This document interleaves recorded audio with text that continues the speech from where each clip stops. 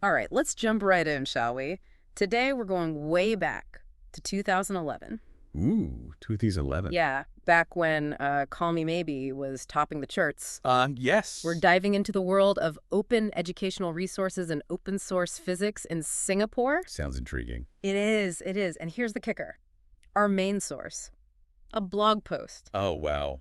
A blast from the past. really is recapping a national ICT sharing session at Kranji Secondary School. Like a digital time capsule. It really is. Think about it. What was cutting edge then? And what does it tell us about ed tech trends? Right. The evolution of ideas. Exactly. The theme itself is a mouthful. Okay, hit me. Get ready. Breaking new grounds in learning through ICT to facilitate self-directed and collaborative learning. Wow, ambitious. Talk about ambitious. Makes you wonder, did they foresee how much would change? I mean, 2011, that's before what the iPad really took off in schools, right? Yeah, the iPad, even smartphones weren't as ubiquitous then. Totally. So what gems did you unearth in this blog post? Oh, tons. One presentation that really caught my eye, Mr. Lee Tat Leong and Mr. Wee Lu Kang from River Valley High School. River Valley High, okay. They were showcasing Tracker. Tracker. Yeah, a video analysis and modeling tool specifically for physics education. Video analysis. That's become such a staple in physics teaching. Hasn't it? It's fantastic for visualizing abstract concepts. Like motion and force. Exactly. You can analyze a video of a ball bouncing, frame by frame. Break it down. Yeah, measure its velocity, actually see the forces in action, makes it so much more concrete. And guess what? The blog post links to YouTube videos of their presentation. No way, we can actually see them in action. Back in 2011, showing off Tracker. Wow, that's a real treat. It's amazing to see how these tools have evolved. I know, right? But before we get too deep into that, I gotta mention something the blog author pointed out. Okay, what's that? They seemed a bit frustrated with how certificates were handed out during the opening ceremony. Oh, certificate. Yeah, they suggested sending them to schools later to save time for, actual sharing. Interesting point. I mean, recognizing achievement is important, It is, but but so is maximizing learning and networking time, right? exactly. It's a constant dilemma for conference organizers, even today. Maybe some digital badging system would have been revolutionary back then. Maybe. Speaking of going digital, the author also brought up those thick paper proceedings. Oh yeah, those conference binders. They suggested a simple PDF would be way more eco-friendly. Makes sense. In 2011, was going paperless even on the radar for most conferences? Good question. I mean, what were the big hurdles back then, do you think? Well, technology was definitely less seamless. Right, like were people even comfortable reading long documents on screens? Yeah, accessibility was a concern too. Not everyone had tablets or reliable internet. Plus, some folks just love the feel of paper. They do. It's fascinating how what seemed cutting edge then is almost quaint now. Totally. Oh, and another presentation that piqued my interest. Oh, tell me. It was from Christchurch Secondary School, showcasing a project called Simation. Nation. Okay, what's that? They used stop-motion animation to help students visualize learning. Stop motion. That's pretty different from the tech-heavy tracker approach. Oh, you're right. Like on one hand, you got sophisticated software, and on the other, this hands-on creative approach. Shows how diverse the ideas were even back then. It does. I mean, ultimately, it's about engaging students no matter the tech. Absolutely. Yeah. And speaking of engagement, this blog post, it's a treasure trove of resources. Isn't it? Links to tracker installation guides, sample video experiments, teacher-created worksheets, YouTube tutorials. Even a link to a planned back channel for feedback during the event. A back channel, like an early version of a Twitter chat for attendees. You got it. Sadly, it never happened. Oh, that's a shame. It is. Right. Imagine the discussions they could have had. A real missed opportunity. But hey, at least we have this blog post, packed with insights. True that. It really captures the energy of that time. The excitement for innovation, the spirit of sharing. And speaking of sharing, I'm curious to hear your thoughts on... I mean, it really makes you think about how much has changed since then, especially with technology. Oh, absolutely. Like, can you imagine using Tracker mainly on desktops? It's wild to think about, right? Now it's all smartphones and tablets. It's incredible how much things have evolved, even in just over a decade. It is. It's like a whole different world. You know, one thing that stood out to me in that blog post was the author's passion for open educational resources.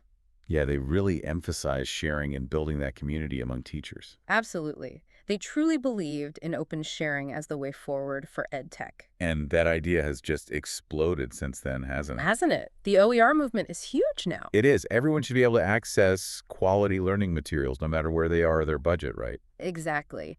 Breaking down those barriers and building a global community, that's what it's all about. Couldn't agree more. It's inspiring to see educators all over the world sharing their knowledge like that. It really is. Proof that collective wisdom, it actually works. But going back to that 2011 blog post, it's crazy how relevant it still feels. I know what you mean. Yeah, the tools may have changed, but the core challenges, they haven't really gone away. No, they haven't. We're still figuring out how to best use technology in the classroom. Exactly, and how to make sure everyone has access to it, right? And how to keep that innovative spirit going among teachers. So true. Those are the big questions that stick around no matter the year or the tech. At the end of the day, it's about the human element. It is, isn't it? We're always trying to find the best way to help our students learn. And engage them, keep them curious. Technology is just a tool to help us do that better. Well said. I think that's why it's so useful to look back at examples like this ICT sharing session. It's a good reminder that we're all part of this, well, this long line of educators who are excited about using technology to make learning better. It's a nice feeling knowing we're not alone in this. It is. It is. And that we can learn from each other's experiences. And maybe even inspire each other, right? Like that blog post did for us. Exactly. I mean, looking back at those presentations and discussions, what do you think has really stood the test of time? Like, what principles back then are still relevant today, even with all the tech advancements we've seen? That's a great question to think about. For me, one key takeaway is that technology isn't a magic solution. It's not a quick fix, that's for sure. It's just a tool, and how effective it is, well, it really depends on us, the educators. We have to choose the right tool for the right reason, with the students in mind. Couldn't have said it better myself. And those educators in the blog post, they really got that. They did. They were focused on using tech to make learning richer, not just to be flashy. They understood it's all about pedagogy first and foremost. Exactly. The tech should serve the learning, not the other way around. It's a good reminder to be intentional and thoughtful with how we use technology in the classroom. I agree. It's about finding that balance, embracing the new while staying grounded in the fundamentals of good teaching. You know, something else that really stood out was that back channel idea, the one that never happened. Oh, yeah. What a shame. Do you think it was a missed opportunity? It's hard to say, really. I mean, in 2011, real-time online collaboration tools were still pretty new. True. Maybe they weren't as easy to integrate into events back then. Yeah, makes sense. Still, it's intriguing to imagine what kind of feedback and discussion might have happened if it had worked. I know. Maybe some groundbreaking ideas would come out of it. Who knows? Yeah. It's like a what-if moment in ed tech history almost. I love that. A what-if moment. But even though the back channel didn't happen, the blog post is a fantastic record of the event. It is. And the fact that it's still online after all these years. It's a lot about open sharing. And how important it is to document our experiences. It's a reminder that every event, every little interaction can have a lasting impact. Absolutely. Even if things don't go exactly as planned, like with that bat channel, we can still learn, adapt, and share what we've learned with others. And that's what it all comes back to, right? Community, collaboration, and open sharing. The heart of education, really. Looking back on this trip to 2011, it's clear how much ed tech has changed, but also how much hasn't.